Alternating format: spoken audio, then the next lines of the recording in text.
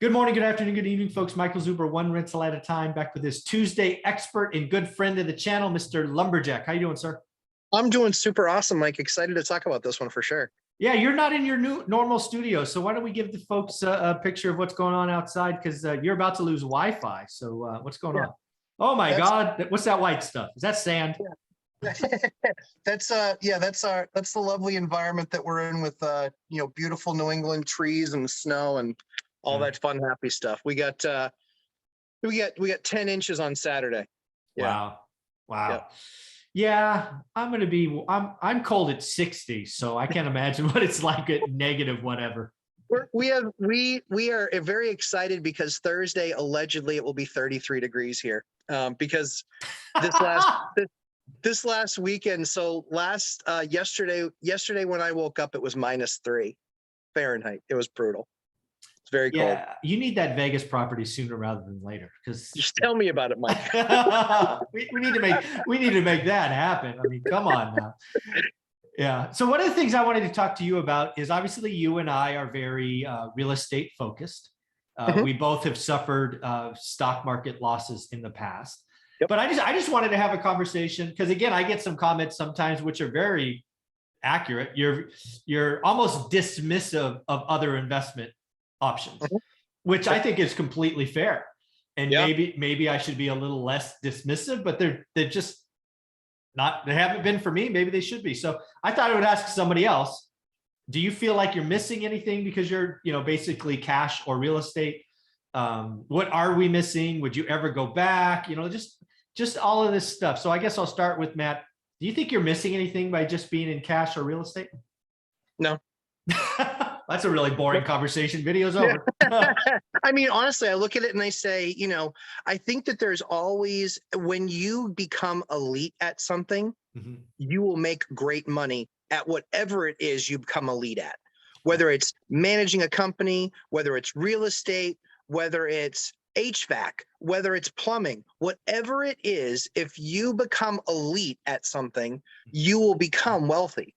What it really is about is becoming elite at something and having daily discipline like what we talk about, and whatever it is that day, doing something every single day to make yourself better at doing that. Yeah. And then it's that experience. It's the 10,000 hours, right? And all of those types of concepts where it's really about time in the market, not timing the market. Yeah. So for me, I look at it and I'm watching CNBC this morning, and these morons are talking about how there's been like $500 million poured into I saw that poured into the metaverse for fake real estate. Well, you know what? Enjoy, guys, because you're one server away from more real estate being created. So it's not on equal footing with the real world. It never will be, because there's never going to be a limit to the number of universes that people are going to create. So at the end of the day, I like assets because they protect me from inflation, but they also, that asset has to give me some sort of a cash flow. So I just haven't found anything else out there that not only did my asset protect me from inflation, number one, number two, I was owning my asset, and number three, it was giving me return on capital. I'm watching CNBC this morning and watching AT&T, right? All these guys out there that are, dividend stocks. So they're going to get $1.11 for holding that stock. The dividend went down, and on top of that, then the stock went down $1.50. So you just gave back 40 cents over what your dividend was. Yeah. So at the end of the day, for me, I don't really feel as though I'm missing out. I feel as though everybody has to do their own due diligence, put themselves in a position where they understand something, where they can then make the decision to say, this is how I want to be able to provide financial freedom and financial independence for my family. And so this is the path that we're going to go down. Yeah. I guess there's a couple of things I just want to piggyback on that. First and foremost, we can only talk about our truth, our story. We don't fake anything on this channel. Second, the big thing for me back in the day was I only had time to pick one thing.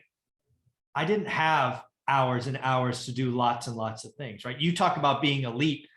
That, for me, that's cute to say. We certainly both got there, but I wasn't trying to be elite in the beginning. I was just trying to get one freaking deal, right?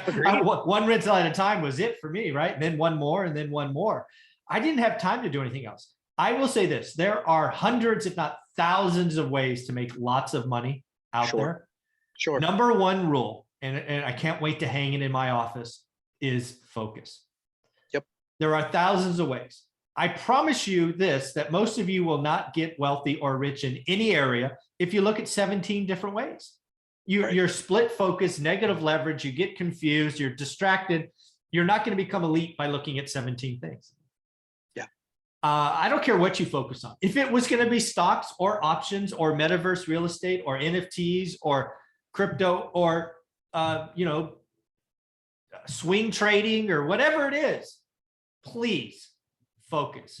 2,000 hours, get a little bit better every day, and stop being distracted.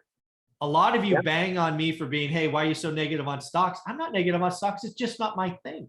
Right. I do not, and I will never at this point go back and do I will not commit 2,000 hours to learning stocks. Yes. Mm-hmm. Yep. It is what it is. You can complain, but it's just not my thing.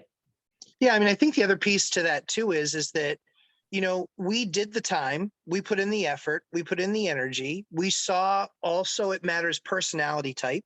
Mm-hmm. There's people that need that constant adrenaline rush. And I get it. Trading on the daily, totally get it. That makes sense. That will give you that. When you do houses, you need to be emotionally and mentally prepared for swings. Yeah. And those swings can be a project going sideways. It can be a project going great. It can be the day that you rent it out and you got more rent than you expected. It can be the 3 years that you've been into it and you haven't seen rents necessarily really increase. It can be the time that you do an eviction and the guy absolutely destroys your place like they did mine. Mm-hmm. And it was 2 months and $10,000 to repair and replace and find all the issues that guy created in that building. So yeah, I think for everybody, there's ups and downs to anything that you're going to invest in. I think that once you become elite at something though, I think you can then have the conversation to then really understand it so well that you can then state the pros and the cons to it versus these other potential, things out there in the market like crypto. Mm-hmm. How is 57% of the Bitcoin market feel about the fact that their coins are underwater? Yeah. And so I think at the end of the day, did they have explosive growth? Great. Did they sell? Maybe. Did they lock in those wins? And then did they then rebuy at 36,000? They very easily could have, right? Yeah, maybe. There's guys out there that are trading Bitcoin and they're probably pretty good at it. However, the average investor with $36,000 in cash, I would say you show me a guy that put 36 grand into buying one Bitcoin. Mm-hmm. I'll take somebody and I'll show them how to invest $36,000 in one house. And let's see in 5 years who's further ahead. Yeah, I think that's amazing. The other thing I want to talk about being elite here and why I haven't created another thing at stocks or cryptos, NFTs, metaverse, whatever it is once you become elite, you will see there's other ways to do it. For example, right? 15 years, buy and hold. I flipped one thing by accident. I wrote about it in the book. I flipped 50 some odd homes the first 3 years I was out of work. Why? Because I had more time. I had a team. The opportunity was there to make a lot of money and I took it. Another thing, I did houses, then I did apartments, then I did mixed use, then I opened an office, right? There's all these other things. You don't have to move states and cities. Again, rule number one is focus.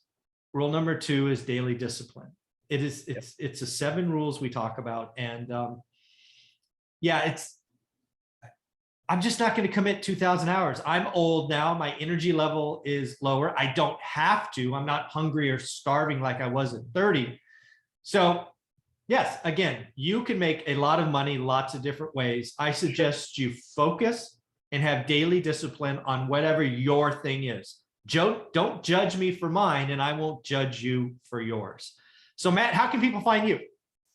At Lumberjack on Instagram. Check us out daily. We're always posting some cool landlord stuff. Mm-hmm. And Lumberjack Landlord on YouTube, a 3-hour live stream on Sundays and 2 hours on Thursday nights. Mr. and Mrs. Lumberjack. Couples can come and hang out with us and ask their questions that they might be scared to ask because they might be mocked somewhere else on some of the bigger channels. Yeah. We won't mock you. We just want to hear what your question is and put you at ease and tell you what we did. Yeah, well, I'll say this much. Ashley won't mock you. Yeah, that's true. Matt. That's true.